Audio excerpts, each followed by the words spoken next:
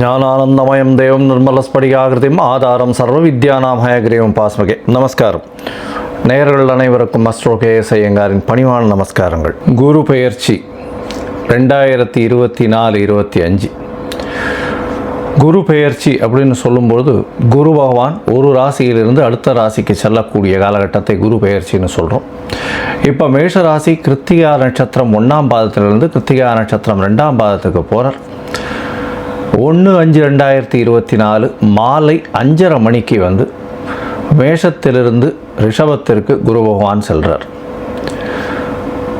11/5/2025 வரலும் குரு பகவான் ரிஷபத்தில் இருக்க போகிறார். இந்த ஒரு வருஷம் ரிஷபத்தில் இருக்கக்கூடிய காலகட்டத்தில், அதாவது சித்திரை மாதம், குரோதி வருஷம் சித்திரை மாதம் 18ஆம் தேதியிலிருந்து விஸ்வாசு வருஷம் சித்திரை மாதம் 28ஆம் தேதி வரலும், அதாவது சித்திரை மாதத்தில் வந்து 18ஆம் தேதி குரோதி வருஷத்தில், அதாவது 1/5/2024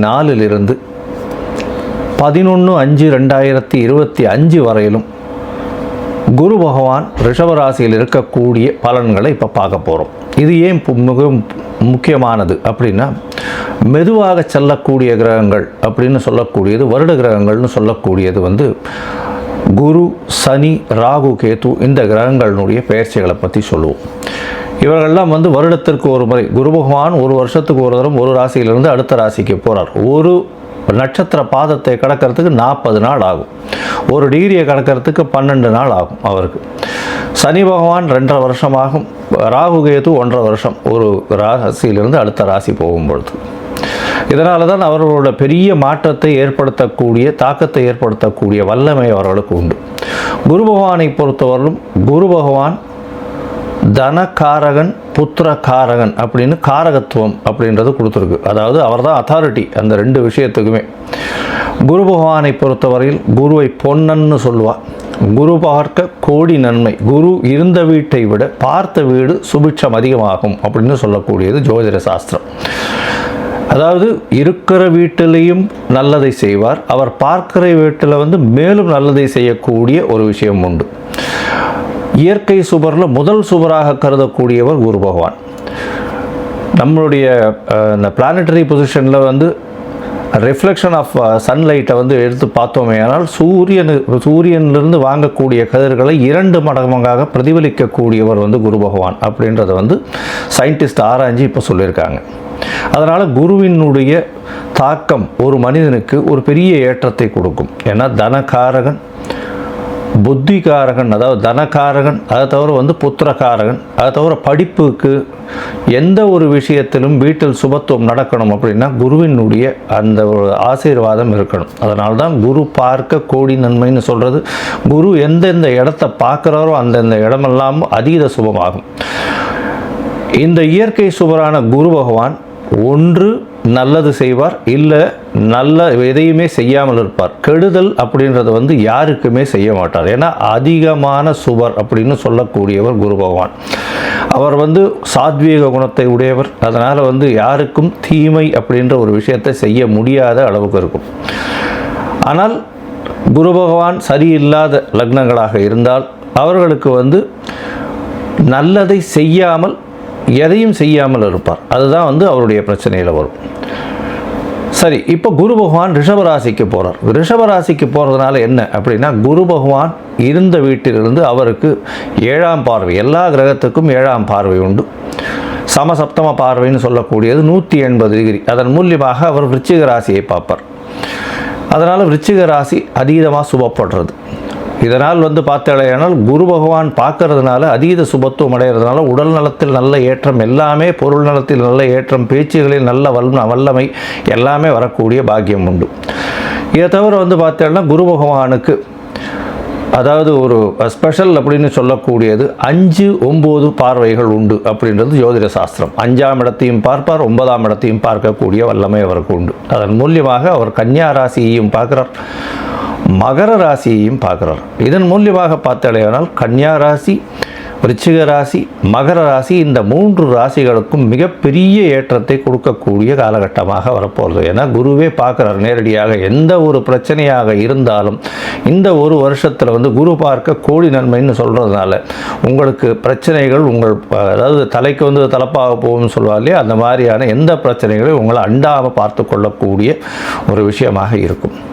இதை தவிர பார்த்தோம்னா குரு பகவான் குருபலம் வந்துடுத்தா அப்படின்னு சொல்லக்கூடியது அதாவது இந்த எல்லாருமே சொல்லக்கூடியது. அதாவது கல்யாணத்துக்குன்னு பார்த்தா குருபலன் வந்துடுத்தா அப்படின்னு சொல்லுவாள். குரு பகவான் பொதுவாகவே ராசியிலையும் 2ஆம் இடத்துலையும் 4ஆம் இடத்துலையும் 5ஆம் இடத்துலையும் இந்த மாதிரி சப்தமத்திலையும் 9ஆம் இடத்துலையும் இந்த மாதிரியான இடத்துங்களில் இருந்தால் அவர் வந்து சப்தமத்தை பார்த்தால் 7ஆம் இடத்தை பார்த்தால் கோச்சார பிரகாரம் ராசிக்கு சந்திர ராசிக்கு பார்க்கும் பொழுது திருமண பாக்கியம் ஏற்படும் அப்படின்றது வந்து ஜோதிட சாஸ்திரம் சொல்கிறது. அதாவது அந்த காலகட்டத்தில் உங்களுக்கு கோச்சார பிரகாரத்தில் திருமண பாக்கியம் ஏற்பட்டாலும் தசாபுக்தியும் அதற்கு சப்போர்ட் பண்ணணும். அந்த மாதிரியான விஷயங்கள் இருக்குமே ஆனால் திருமணம் கண்டிப்பாக ஆகக்கூடிய பாக்கியம் உண்டு. ரொம்ப நாளாக தட்டி போன வாழ்க்கெல்லாம் இப்போ கல்யாணம் ஆகக்கூடிய பாக்கியம் குரு பார்க்கறதுனால கண்டிப்பாக குருபலன் வந்துடுத்து அப்படின்னு சொல்லக்கூடியது.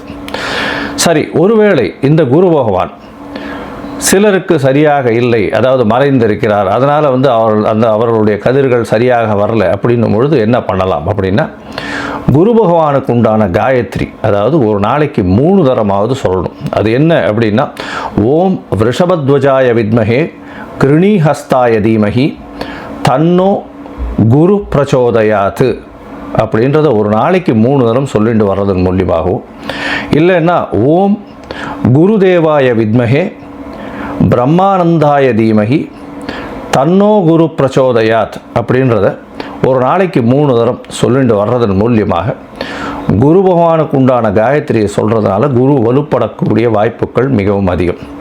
இதை தவிர வந்து தட்சிணாமூர்த்தியை வழிபடுறதும், வியாழக்கிழமை ஆஞ்சநேயருக்கோ இல்லைன்னா விநாயகருக்கோ போய் சுற்றிட்டு ஒரு 9 தரம் பிரதட்சணம் பண்ணிட்டு வர்றதும், தட்சிணாமூர்த்திக்கு மஞ்சள் நிற ஆடை அதாவது வஸ்திர தானம் கொடுக்கறதும், அதை தவிர படிக்கக்கூடிய குழந்தைகளுக்கு உங்களால் முடிஞ்ச ஹெல்ப் பண்ணுறது, அதாவது அவர்களுக்கு பொருள் உதவியோ பண உதவியோ எது பண்ண முடியுமோ அவர்களுக்கு உண்டான படிப்புக்கு உண்டான விஷயங்கள் வாங்கி கொடுக்கறதன் மூலியமாக, அதாவது அருகில் இருக்கக்கூடிய பாடசாலை இல்லைன்னா ஏழை மாணவர்கள் படிக்கிறதுக்கு உங்களால் முடிஞ்ச விஷயத்தை செய்யக்கூடியது.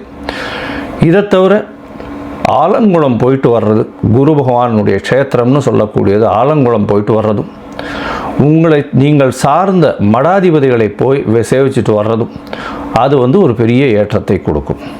இதை தவிர பார்த்தாலேயானால் மூக்கு கடலை சுண்டல் வந்து வியாழக்கிழமை அருகில் இருக்கக்கூடிய விநாயகர் கோவிலில் விநியோகம் பண்ணுறதன் மூலியமாகவும், உங்களால் முடிஞ்ச அதாவது உங்களால் எந்த அளவுக்கு முடியுமோ அந்த அளவுக்கு வந்து அருகில் இருக்கக்கூடிய இதில் வந்து நெய் உங்களால் முடிஞ்சது கொடுக்கக்கூடியதாக இருந்ததுனால் அபிஷேகத்துக்கு இந்த குரு பகவானின் தாக்கத்திலிருந்து எந்த ஒரு பிரச்சனையாக இருந்தாலும் மிகவும் சுலபமாக செல்லக்கூடிய வாய்ப்புகள் நிச்சயமாக உண்டு. சரி, இப்போ மேஷம் முதல் மீனம் வரை குரு பகவான் ஒரு ராசியாக என்னென்ன பலன்களை தருவார் அப்படின்றது நம்ம இப்போ பார்க்கலாம். மகரம், உத்திராடம், திருவோணம், அவிட்டம் இந்த 3 நட்சத்திரம் 9 பாதங்களை கொண்ட ராசியின் அதிபதி சனி பகவான் ராசிக்கு 2ஆம் இடத்துல இருக்கார். 7.5 சனி நடக்கிறது, பாத சனி நடக்கிறது. பேச்சில் ரொம்ப கவனமாக இருக்கிறது நல்லது. இப்போ குரு பயிற்சியை பற்றி பார்க்கும்பொழுது 1/5/2024 11/5/2025 வரலும் உண்டான நாட்கள் 375 நாட்களில் பார்த்தோம்னா குரு பகவான் உங்களுடைய ராசிக்கு 5ஆம் இடத்துக்கு போகிறது பெரிய விசேஷம். பொதுவாகவே அதாவது ஜோதிட சாஸ்திரத்தை சொல்லக்கூடியது என்னென்னா, ஒரு திரிகோணாதிபதி அதாவது திரிகோணத்தில் வந்து சுபர்களும் கேந்திரத்தில் அசுபர்களும் இருக்கிறது ரொம்பவும் நல்லது அப்படின்னு சொல்லக்கூடியது. உங்களுடைய ராசிக்கு 5ஆம் இடத்துல குரு பகவான் இருந்து உங்களுடைய ராசியின் 9ஆம் இடத்தையும் உங்களுடைய ராசியையும் பார்க்குறார். பெரிய ஏற்றம் கிடைக்கக்கூடிய காலகட்டம். 11ஆம் இடத்தையும் பார்க்கறது பெரிய விசேஷம். இந்த குரு பயிற்சியில் பார்த்தோம்னா உங்களுடைய ராசியை பார்க்கறதுனால இவ்வளோ நாள் உங்களுக்கு ஜென்மசனி இருந்து உடல் நலத்தில் சற்று பிரச்சனைகள் இருந்துட்டு இருக்கும். அதையெல்லாம் நிச்சயமாக நிச்சயமாக அதை விட்டு நீங்கள் வெளியில் வரக்கூடிய வாய்ப்புகள் மிகவும் அதிகம்.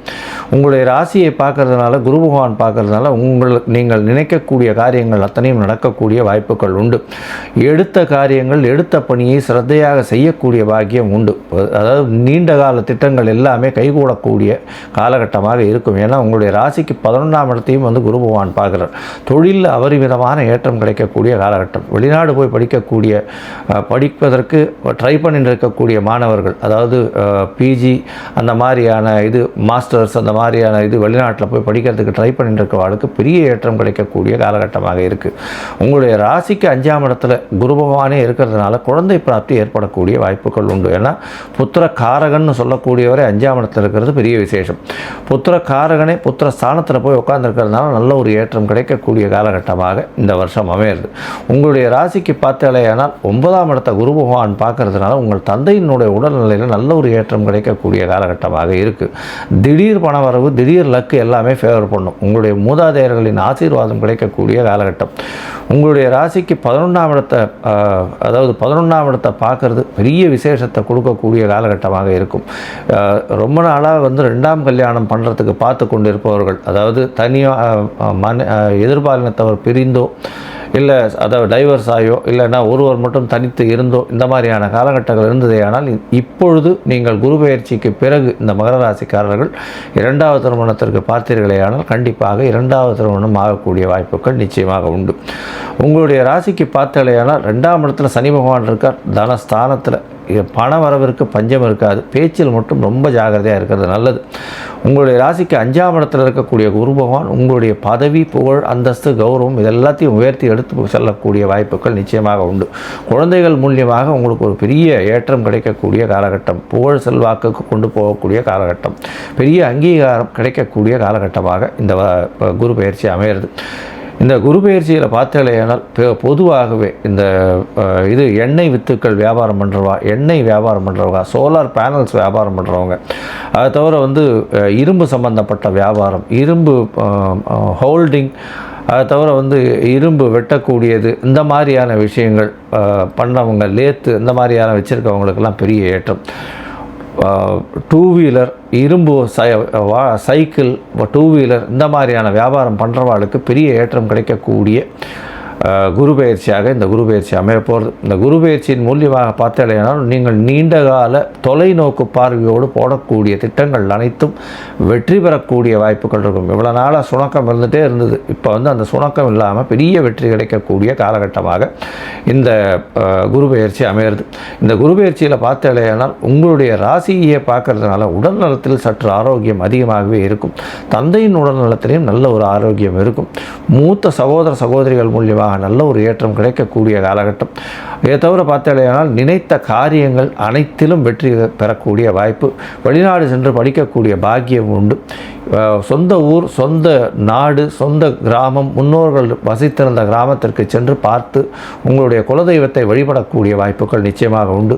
சித்தர்கள், அதை தவிர வந்து குலதெய்வம் வழிபாடு, அதை தவிர உங்கள் சொந்த ஊர் கோவிலில் இருக்கக்கூடிய முனீஸ்வரன், இந்த மாதிரி எல்லை தெய்வங்களை வழிபடக்கூடிய பாக்கியம் இந்த வருஷம் உங்களுக்கு வரப்போகிறது. பொதுவாகவே இந்த மகர ராசிக்காரர்களுக்கு இவ்வளவு நாள் இருந்த பிரச்சனைகள் எல்லாம் போய் ஒரு பெரிய ஏற்றமான காலகட்டமாக இந்த குரு பெயர்ச்சி வரப்போகிறது.